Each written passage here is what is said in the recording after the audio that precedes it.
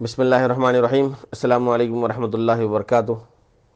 تحریک اور کارکن کتاب کا 23واں ایپیسوڈ یعنی 23، تربیت گاہوں سے فائدہ اٹھائیے۔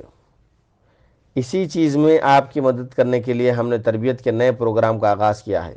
اس پروگرام کے تحت جو تربیت گاہیں قائم کی گئی ہیں ان میں بلا تخصیص سب آ سکتے ہیں۔ تربیت کی مدت قصداً کم رکھی گئی ہے تاکہ کاروباری لوگ اور ملازمین اور زراعت پیشہ حضرات سب کے سب اس سے بآسانی فائدہ اٹھا سکیں۔ تربیت کے دو اجزاء رکھے گئے ہیں، ایک علمی اور دوسرا عملی۔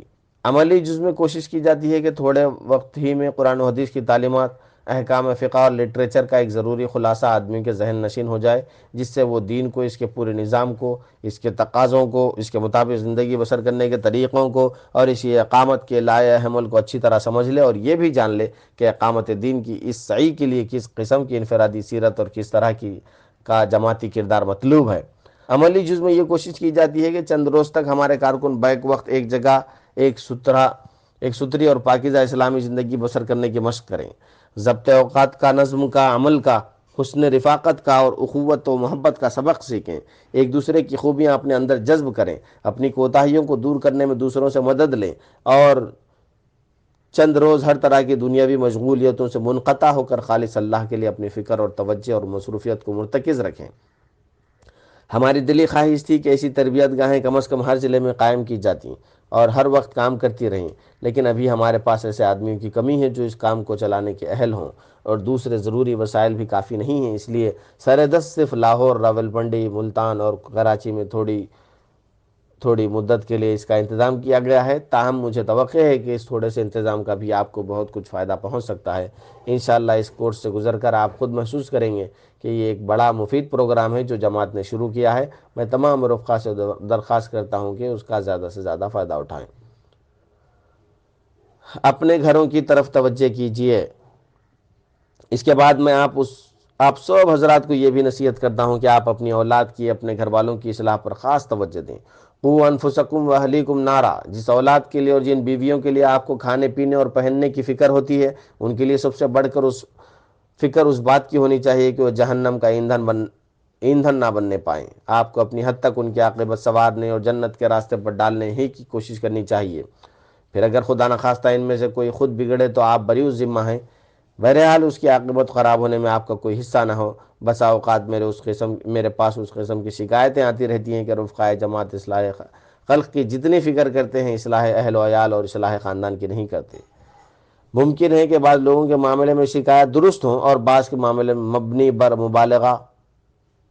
فردن ایک ایک شخص کے حال کی تحقیق میرے لیے مشکل ہے، اس لیے میں یہاں اس بارے میں ایک عام نصیحت پر اکتفا کرتا ہوں۔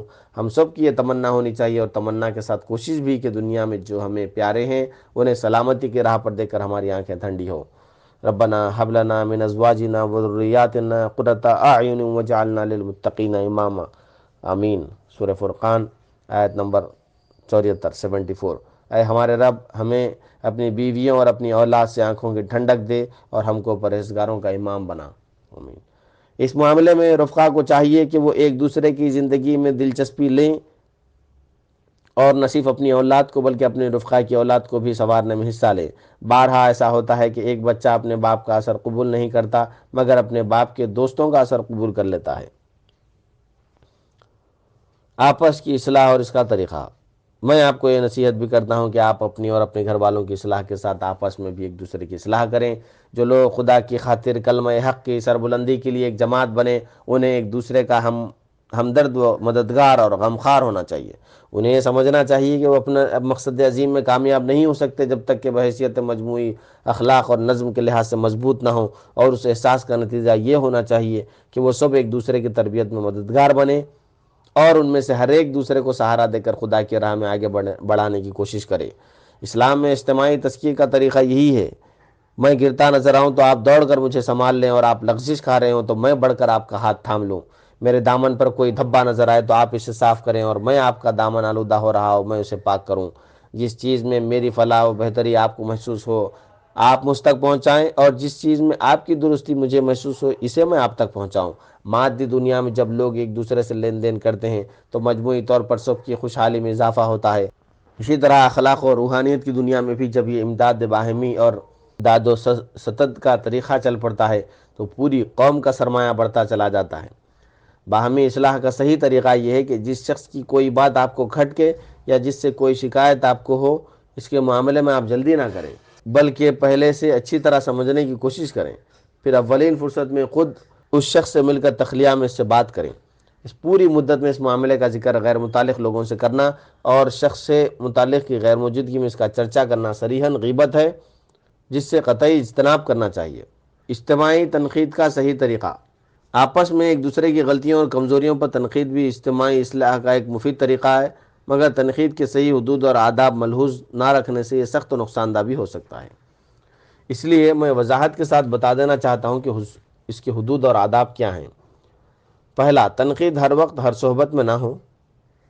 دوسرا، تنقید کرنے والا اللہ کو شاہد سمجھ کر پہلے خود اپنے دل کا جائزہ لے لے کہ وہ اخلاص اور خیرخواہی کے جذبے سے تنقید کر رہا ہے یا اس کا محرک کوئی نفسانی جذبہ ہے۔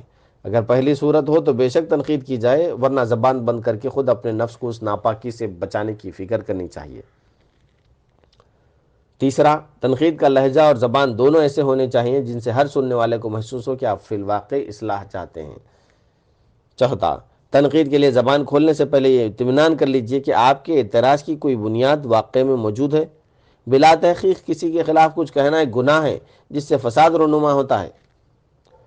پانچواں، جس شخص پر تنقید کی جائے اسے تحمل کے ساتھ بات سننی چاہیے، انصاف کے ساتھ غور کرنا چاہیے۔ جو بات حق ہو اسے سیدھی طرح مان لینا چاہیے اور جو بات غلط ہو اس کی بدلائل تردید کر دینی چاہیے۔ تنقید سن کر طیش میں آ جانا کبر اور غرور و نفس کی علامت ہے۔ چھٹا، تنقید اور جواب الجواب کا سلسلہ بلا نہایت نہیں چلنا چاہیے کہ وہ ایک مستقل رد و کد بن کر رہ جائے۔ بات صرف اس وقت تک ہونی چاہیے جب تک دونوں طرف کے مختلف پہلو وضاحت کے ساتھ سامنے آ جائیں۔ اس کے بعد اگر معاملہ صاف نہ ہو تو گفتگو ملتوی کر دیجیے تاکہ فریقین ٹھنڈے دل سے اپنی اپنی جگہ غور کر سکیں۔ ان حدود کو ملحوظ رکھ کر جو تنقید کی جائے وہ نہ صرف یہ کہ مفید ہے بلکہ اجتماعی زندگی کو درست رکھنے کے لیے نہایت ضروری ہے۔ اس کے بغیر کوئی تنظیم زیادہ دیر تک صحیح راستے پر گامزن نہیں رہ سکتی۔ اس تنقید سے کسی کو بھی بالاتر نہ ہونا چاہیے۔ میں اس کو جماعت کی صحت برقرار رکھنے کے لیے ناگزیر سمجھتا ہوں، یعنی ضروری سمجھتا ہوں، اور مجھے یقین ہے کہ جس روز خدا نخواستہ ہمارے یہاں اس کا دروازہ بند ہو اسی روز ہمارے بگاڑ کا دروازہ کھل جائے گا۔ یہی وجہ ہے کہ میں ابتدا سے ایک اجتماع خاص اس غرض سے منعقد کرتا رہا ہوں کہ اس میں سارے کام اور نظام کا پورا تنقیدی جائزہ لیا جائے۔ ایسے اجتماعات میں سب سے پہلے میں خود اپنے آپ کو تنقید کے لیے پیش کرتا ہوں تاکہ جس کو مجھ پر یا میرے کام پر کوئی اعتراض ہو وہ اسے سب کے سامنے بے تکلف پیش کرے اور اس کی تنقید سے یا تو میری اصلاح ہو جائے یا میرے جواب سے اس کی اور اس کی طرح سوچنے والے لوگوں کی غلط فہمی رفع ہو جائے۔